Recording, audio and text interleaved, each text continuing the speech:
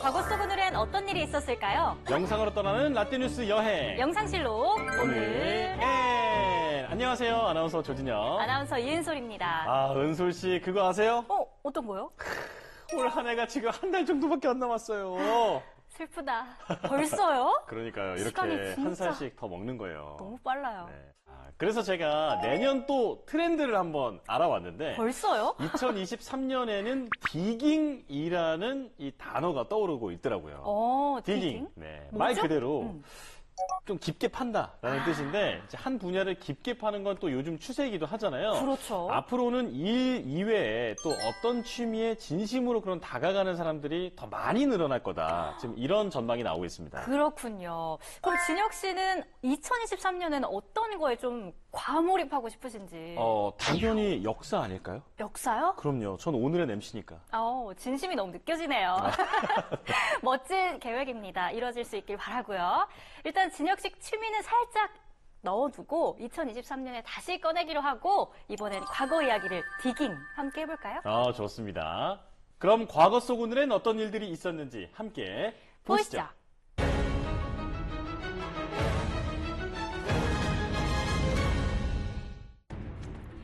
이집트 왕인 파라오의 무덤은 건드리면 나쁜 일이 생긴다고 알려져 있는데요.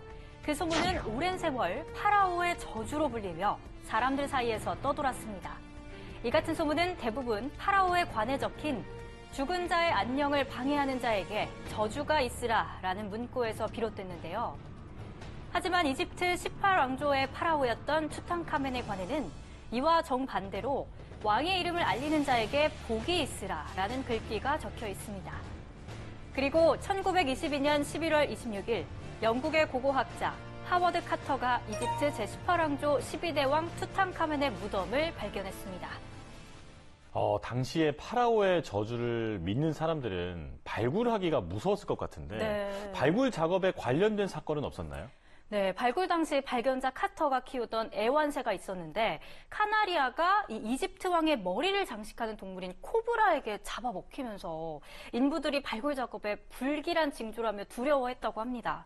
또 1923년에는 카터의 발굴을 후원하던 하버트 카너번경이 세상을 떠나자 투탕카멘의 저주를 받았다는 소문이 퍼지기도 했어요. 역시 흉흉한 소문들이 있었네요. 네. 이후에도 관련된 작업자들이 수십 명 사망했다는 소문도 돌았지만 훗날 발굴과는 전혀 관계가 없는 것으로 진상이 밝혀졌습니다. 카터는 투탕카멘에 대한 궁금증을 해소하기 위해서 저주에 관한 소문에도 아랑곳하지 않고 발굴을 계속해 베일에 쌓여있던 무덤을 찾아냈는데요. 그 덕분에 이전까지 알려지지 않았던 투탕카멘의 베일이 벗겨질 수 있었습니다. 당시 투탕카멘의 무덤에는 이집트 왕의 사냥, 전쟁 모습이 담겨 있어 고대 이집트를 더욱 구체적으로 상상할 수 있게 됐는데요. 이뿐만 아니라 당시 좁은 공간에도 불구하고 총 5,398점의 유물들이 쏟아져 나와 이 발견은 지금까지 고대 이집트학 역사상 최고의 발견으로 꼽히고 있습니다. 그럼 이번엔 1867년으로 가볼까요? 미국에서 기차를 이용해 소를 운반한 시기는 바로 남북전쟁 직후였습니다. 당시 운임은 싸지 않았지만 축산 유통업자들은 막대한 이윤을 남겼는데요. 카우보이들이 소떼를 몰고 소비 도시까지 몇 개월 동안 수천 킬로미터를 이동하던 옛 방식에 비해서 경비가 훨씬 절감된 덕분이었습니다. 그런데 당시 늘어난 공급보다 더 빠른 속도로 늘어나는 수요를 감당하기엔 역부족이었습니다. 그리고 이러한 상황은 발명을 낳기도 했는데요. 당시 늘어나는 쇠고기 수요에 보다 많은 소를 화차에 태울 방법을 고민하던 시카고 축산업자 겸 발명가 서덜랜드는 화차의 양끝을 얼음으로 채우고 환풍 장치를 단 냉동열차를 발명해서 1867년 11월 26일 특허를 따냈습니다. 이때는 얼음을 이용한 고전적인 방식이었네요. 그렇죠. 그럼 지금 냉동식품에 적용되는 그 급속 냉동 기술은 언제쯤 발명이 됐나요? 급속 냉동 공법은 시간이 한참 더 흘러서 1924년 클라렌스 버즈아이가 발명했습니다. 이 특허로 냉동열차에 적재 가능한 쇠고기도 25도에서 120도로 늘어났는데요. 이 시기 소비자들은 냉동된 쇠고기를 꺼렸지만 곧 적응할 수밖에 없었습니다. 가격이 워낙 저렴했기 때문인데요. 얼마나 저렴했길래요? 네, 당시 산지의 소 가격이 2에서 6달러로 산지에서 소비도시까지 운반 후 도축하면 그 값이 무려 10배 이상이 됐다고 해요. 그런데 냉동육 가격은 그 절반에 불과했습니다. 이 반값 쇠고기는 못 참죠. 못 참죠. 네. 냉동열차의 발명 이후 미국 곳곳엔 육가공 공장이 들어섰고 냉동선까지 개발돼 미국산 쇠고기는 대서양을 건너 유럽에까지 팔려나갔습니다.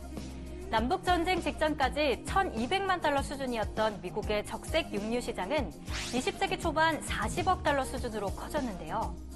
아르헨티나와 호주, 뉴질랜드가 적극적으로 축산업에 매달리기 시작한 것도 냉동열차와 냉동선이 등장한 뒤부터였습니다.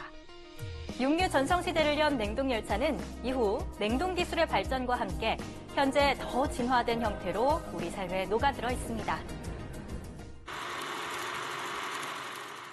네, 이뿐만 아니라 11월 26일에는 또 다른 역사도 많았는데요.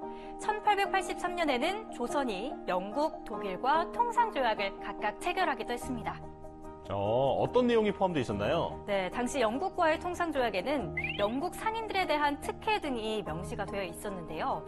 또 독일과의 조약에는 독일에 대한 최애국 대우와 선박의 왕래 조건 등이 명시되기도 했고요. 그런데 영국과 독일은 공사가 아닌 영사급 외교관을 조선에 주둔시키면서 청나라나 일본과 비교가 되기도 했어요. 그렇구나. 그리고 2018년에는 씨름이 유네스코 인류 무형문화유산 대표 목록에 등재가 됐습니다. 이때가 남북한 최초 공동 등재였어요. 같은 뿌리니까 당연한 거긴 하지만 네. 그래도 공식적인 남북 공동 등재라서 더 의미가 있는 일이었죠. 맞습니다. 또 1394년에는 태조 이성계가 한양천도를 시작한 날이기도 한데요.